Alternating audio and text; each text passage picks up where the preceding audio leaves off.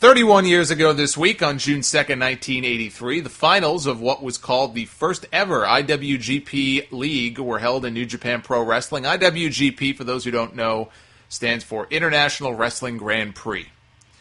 They called it the IWGP League. It was a round-robin tournament with 10 of the top wrestlers from around the world. It had people like Andre the Giant, Hulk Hogan, Big John Studd, Antonio Inoki, Otto Wanz, and other people. You hear about a lot of guys who worked for Otto Wanz later in Europe. Up to this point, New Japan had been using the National Wrestling Federation, or NWF, title as its main championship. Now, you may ask yourself, what the hell is the NWF title, and why was it defended in New Japan? Well, good question. It was actually a title for a promotion based in New York, of all places, in the 70s, until one day the champion took the title with him on a tour of Japan, and he lost it to Antonio Inoki, who defended it for many years after that.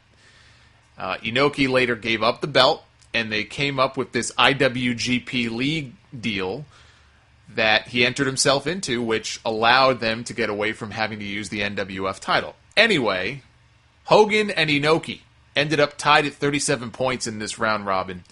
So they wrestled in the finals, with Hogan beating Inoki by countout after he knocked Inoki off the apron with his big move, the dreaded Axe Bomber, which was really just a clothesline. Hogan, I have to say this, as big of a star as he became, Hogan made the most of the simplest moves. He got over with a leg drop. In Japan, he was known for a clothesline. Hogan never had to do weird, wacky moves to get himself over, so I give him a lot of credit for that. Inoki sold it like he was knocked out, which he may have been.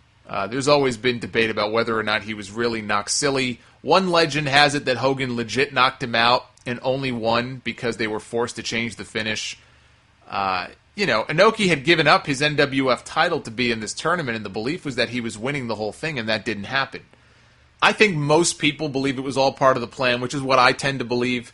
If you've never seen Hogan wrestle in Japan back in his prime, go watch this match on YouTube. It's about half an hour long. Hogan could go when he had to. He wrestled the way he did here in this country because he knew he didn't have to work as hard, and he could get away with flexing his biceps and cupping his hand to his ear.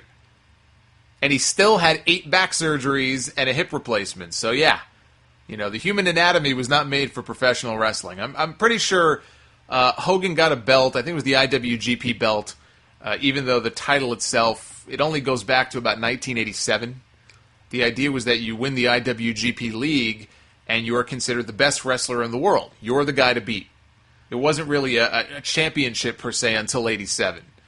AJ Styles currently holds the IWGP Championship for New Japan. He's one of only a handful of Americans who have had the honor of holding that title, so that's a big deal. But it's one of the most famous matches in wrestling history, that Hogan-Inoki match. Hogan actually came back to New Japan for a match with the Great Muta in 1993, in a match pitting the IWGP champion against the WWF champion, which Hogan was at the time. It may have been the only match that Hogan wrestled between WrestleMania 9 and the King of the Ring, when he dropped the belt back to Yokozuna. And what's notable was the post-show press conference, where Hogan basically trashed the WWF title. Not physically, but just on the mic. He called it a trinket. He said the IWGP belt was more prestigious. 5 times World Wrestling Federation champion. This belt is just a toy. It's like a trinket on a Christmas tree, like an ornament. The belt that I want is the one that the great Muta has, the IWGP belt.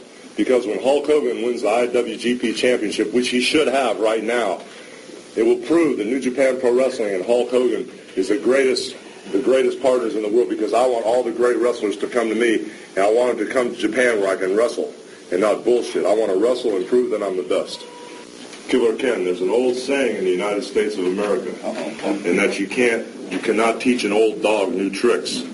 But this old dog does not need new tricks. I know all the tricks. I've proven that I'm a survivor. I've proven that I'm a leader, and I will not quit professional wrestling. Many people you've seen quit and come back, but if you watch Hulk Hogan, I have never quit. I will always be here, and now that I'm back in Japan, tonight was a great night for me because I was very worried, because Muta is a brand new star. He's one of the best New Japan has, and tonight it was fun. It was easy. I want bigger challenges. I want more opponents. Ichiban Hogan-san, Muta, down. Hogan is number one. I'm tired of wrestling the great Muta. I'm here in Japan for one reason, to prove that Ichiban lives forever. Ichiban is number one power. Inoki Niban. Hulk Hogan has came back to Japan for his second life. For 10 years, Hulk Hogan has been in the WWF. Now Hulk Hogan used the WWF as a stepping stone to come back to Shinnopan New Japan Pro Wrestling to prove that Axi Bumba is number one. Muta first. Antonio Inoki Niban.